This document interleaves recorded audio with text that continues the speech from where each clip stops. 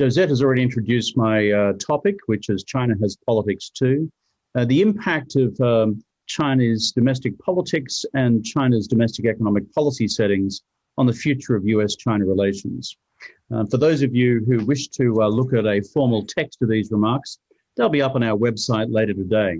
It runs to about 7,500 words. So if you can't sleep tonight, grab a copy of my text and a glass of scotch and it'll send you off very quickly indeed to sleep.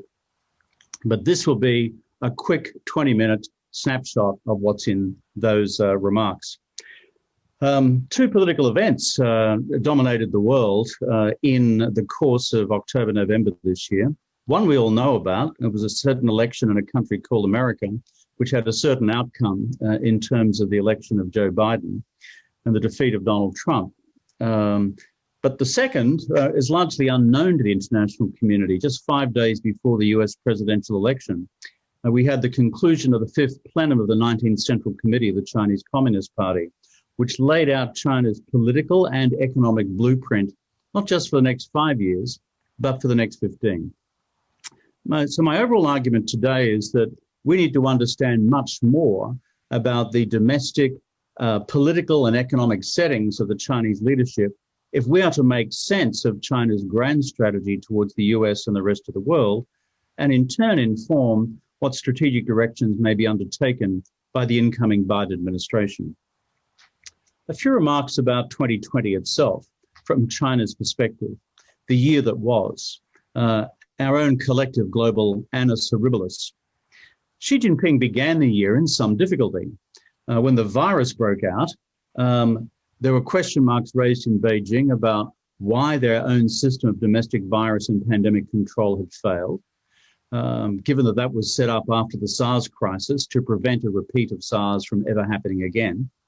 Secondly, domestic economic growth was already faltering through a curious mix of domestic economic policy settings which had not advantaged the Chinese private sector, and then further compounded by what some in China described as Xi Jinping's overreach with the United States, resulting in the US-China trade war and resulting in the punitive actions by the US administration, in turn impacting on China's economic growth.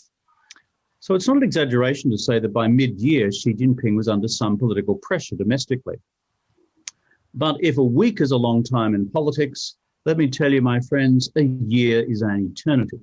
Because by the end of 2020, Xi Jinping, in fact, as reflected in the communique of the fifth plenum of the 19th Central Committee at the end of October, early November, had recovered his political position comprehensively. The virus is under control within Beijing itself and within China more broadly, some outbreaks here and there, but response mechanisms in place. Economic growth is recovering. IMF projects between 1.5 and 2% this calendar year. Compare that with the rest of the world. And thirdly, the US-China trade war in a continuing position of stalemate, but all against a background that within China itself, when they apply the lens of China's response to the virus, both in public health and economic terms and political terms, versus the American management of the virus domestically and many other Western countries, it has further consolidated Xi's hold on the Chinese leadership. And so, therefore, when we look at the fifth plenum of the 19th Central Committee, we see a Xi Jinping whose position has been further politically consolidated, that the Chinese economy post-virus is likely to, in fact, accelerate its timetable for becoming a bigger economy measured in GDP at market exchange rate terms in the United States, which is likely to occur sometime in the 2020s. And Taiwan now seems somewhat more in reach. Therefore, the competition with the United States is on in earnest. The Biden administration has been elected. The 2020s looms as a make or break decade for both countries in their strategic competition with each other. This will be very much the decade, in my judgment, of living dangerously, depending on the strategic policy frameworks and policies adopted in Beijing and Washington. A word now about Chinese politics in some greater detail in 2020. The fifth plenum, technically it's an economic document. It's about the party's recommendations for the content of the next 5-year plan. in the period 2021 to early 2026. But, you know, this plenum was primarily about politics. And that's the way in which it's read in China as a preparatory document for the seminal event, which will be the 20th Party Congress to be held in just 2 years' time, which will determine whether we have Xi Jinping effectively as leader for life. If you look at the plenum document through a political lens, a number of things emerge. Number one, the new language surrounding the description of Xi Jinping himself. He's now described in the official language as China's core navigator and helmsman. The last time we had a helmsman in China was with Mao Zedong, who was referred to as the 大舵手, the great helmsman. It's not accidental that the term helmsman has come back into use.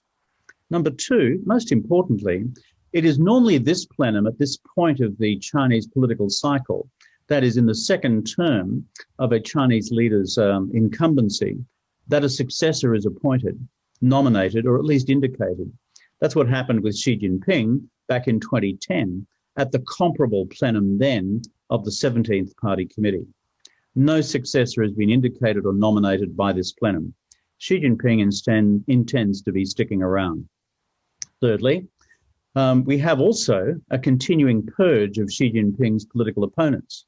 And in case anyone was having any ideas about Xi Jinping's standing earlier this year, Xi Jinping reminded everybody who was on top when even Wang Qishan's former chief of staff, Dong Hong, who'd been with Wang Qishan for some 20 years, was himself arrested.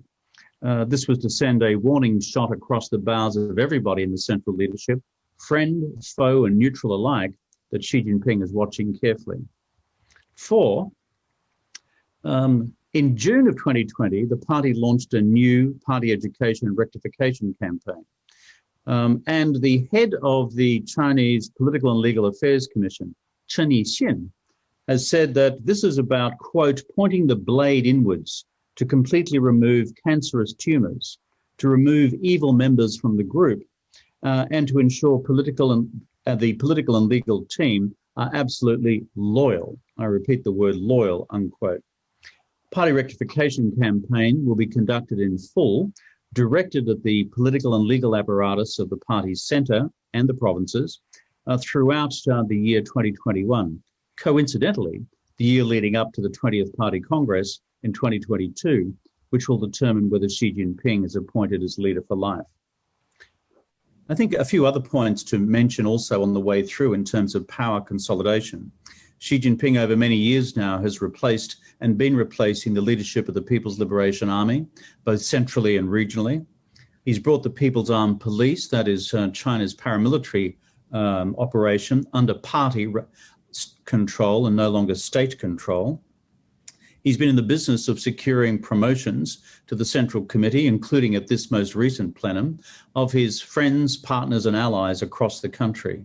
The new party secretaries being appointed from provinces like Hubei, from Zhejiang, from other provinces as well, the governors of Shanghai and other parts of the country, all of whom are close allies. And a final point in this overall picture is that in this party plenum, we have for the first time a dedicated section in the plenum report pointing to the fifth five-year plan, dedicated explicitly to the question of national security. In fact, the language that is now used on national security is as follows. Security is the premise for all development, quote unquote. And this is about an expansion of the powers of China's security apparatus. And so for those reasons, therefore, we have a significant entrenchment of Xi Jinping's power. What does it mean for the long term? Again, the plenum document has celebrated the success of China realizing its first centenary goal, and that is the elimination of poverty and to achieve a standard of living which is relatively well off for the Chinese people by the centenary of the Chinese Communist Party in 2021. The party was founded in 1921. Tick, that's achieved. The second goal was supposed to be the centenary of the establishment of the People's Republic in 2049, when China would become a fully developed economy. Of course, that remains on the books as the next goal. But most importantly, we now have an intermediate goal of 2035. 15 years from now, where now in this plenum document, we're going to have modernization, the Chinese economy achieved across industry, agriculture, urbanization, and data, where per capita income will, quote, be comparable to that of moderately developed economies, and where China will be in the forefront of global innovation. Why is this important? The 2035 goal is the period of time which Xi Jinping himself is planning to be in office, from now until 2035. That's another 3 terms. Interestingly, Xi Jinping will be a sprightly 82 at that point. That's the age at which Mao Zedong went off to meet Marx back in 1976. Interestingly, it'll be Joe Biden's age at the end of his first term in office. So Xi Jinping would see himself in relative global terms and historical terms as a mere spring chicken. So much for politics. Let me now spend 5 or 7 minutes or so on the economy. Chinese economic recovery in 2020, important, not just in Beijing, but across the world. And at one level, China's recovery figures are impressive. The numbers, the IMF's most recent projections, is that growth in 2020 calendar year will be somewhere between 1.5 and 2%. Given that China is generating positive growth as opposed to negative growth in most of the rest of the world, both developed and developing economies, this is a significant achievement. If you do a drill down, however, most of the economic recovery is still being driven by state investment. It is not yet being driven by full comprehensive private sector recovery. And if you're driving it by state investment, the bottom line is that means that you are further accumulating public debt.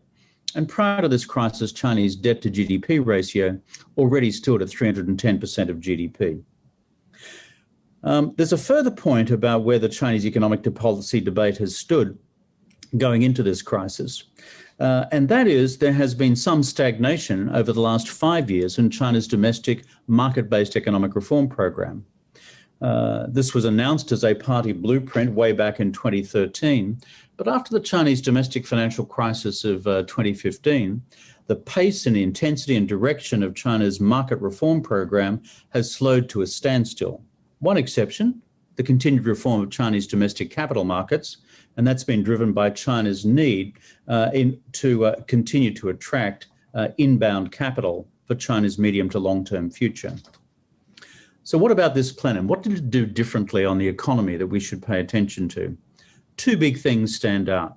One is it formalized a new China economic development model, which goes by the curious term, quote, the dual circulation economy, the DCE. The dual circulation economy will now enter the vocabulary of all of us trying to understand contemporary developments in the Chinese economy. And in some respects, it represents a replacement concept for 40 years of what was the previous overarching principle of reform and opening. It's the China's new development pattern, to use the Chinese language directly. That's the first significant outcome, and I'll come to its detail in a minute. The second is that China has doubled down in this document of the plenum on state-driven technology policy, high technology policy.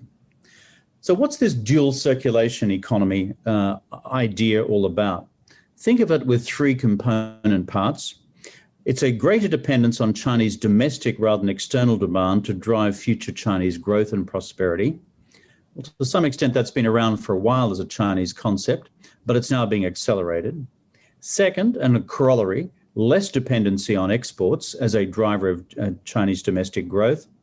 And thirdly, and most importantly, to leverage access to China's massive domestic market to global firms in order to secure capital inflow from the rest of the world, and therefore, hence, China's continued liberalization of its own domestic capital markets. These 3 components we need to bear in mind when we hear the word dual circulation economy. Dual in the sense of domestic demand, external demand, and then thirdly, using the gravitational pull, Xi Jinping's word, not mine, of China's domestic economy to leverage foreign firms to deliver continued inbound capital flow into the Chinese market. So the question arises to why is Xi Jinping doing this? And I think that's an important question for us to understand. In part, it's an acceleration of what Xi Jinping has been discussing now for the last 2 years since the onset of the US-China trade war, which is a greater Chinese doctrine of, quote, national self-reliance. 自力更生. What does it mean? Essentially, it's driven by three things. One, China's growth model, no longer being hostage to the state of the global economy and external demand for Chinese exports and product and services. Two, national self-sufficiency in Chinese technology, given the Huawei experience and China's sense of deep national exposure to the future ability to secure semiconductors into Chinese domestic supply chains. And three, greater national self-reliance in terms of finance and currency. And that is an unfolding script.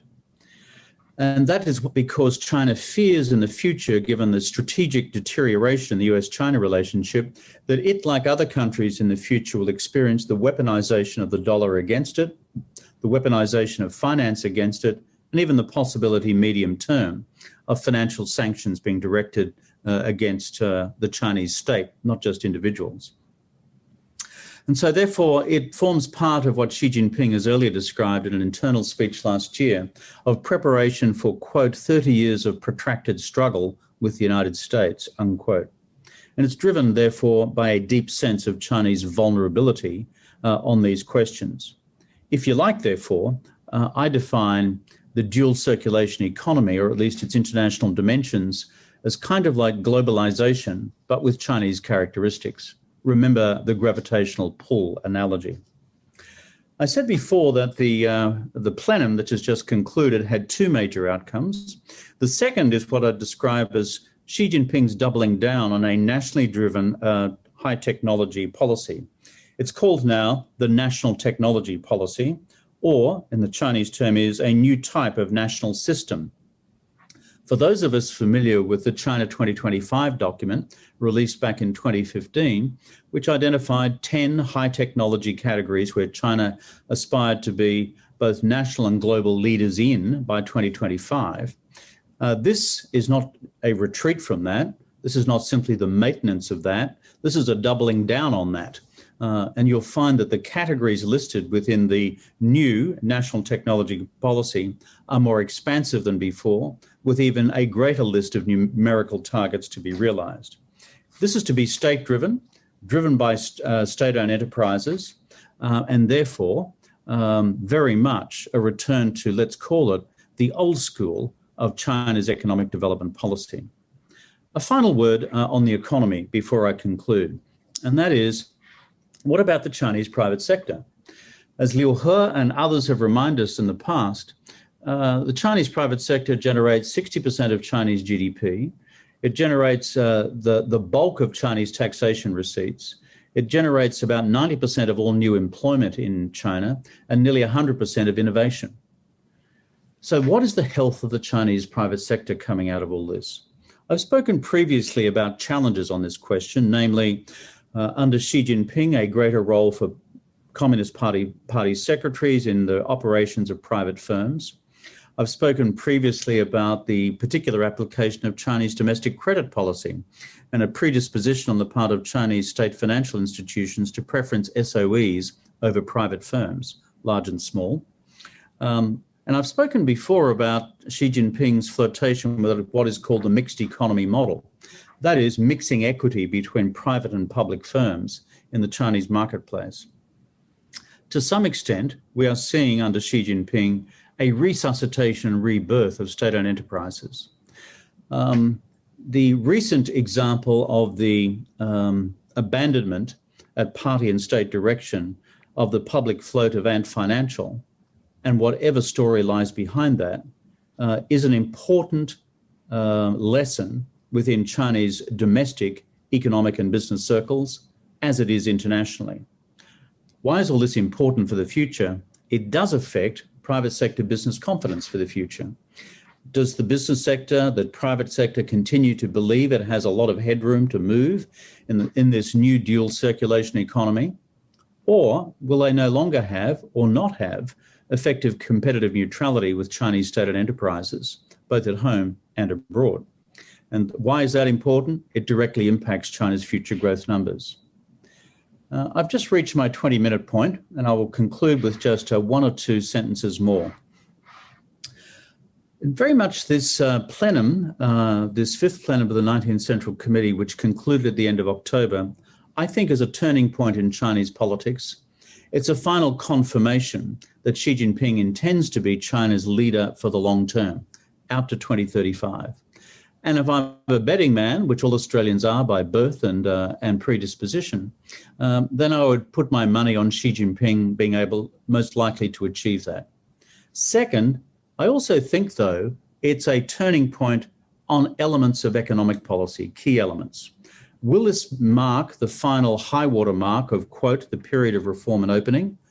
Possibly. Will this new concept of a dual circulation economy and the live idea of national self-reliance within it begin to dominate the period ahead? In my judgment, probably. And what room will that leave for the future growth of the Chinese private sector? I'm uncertain. Either way, these turning points, both in domestic politics and domestic economic policy settings, will of themselves have a profound impact on the future of US-China relations. What could go wrong for Xi Jinping? Well, those of us who've been in politics, the answer to that is anything. There could be a radical polarization of politics in the next 2 years as people fear what will happen to them through the party's internal rectification campaign. Secondly, the Chinese private sector may engage in a private fixed capital investment strike, thereby impacting China's growth levels over time, and therefore undermining the assumptions of the Chinese economy and therefore power of the Chinese state significantly. We could have a system-wide financial crisis that's been predicted for many years and decades now, hasn't materialized yet.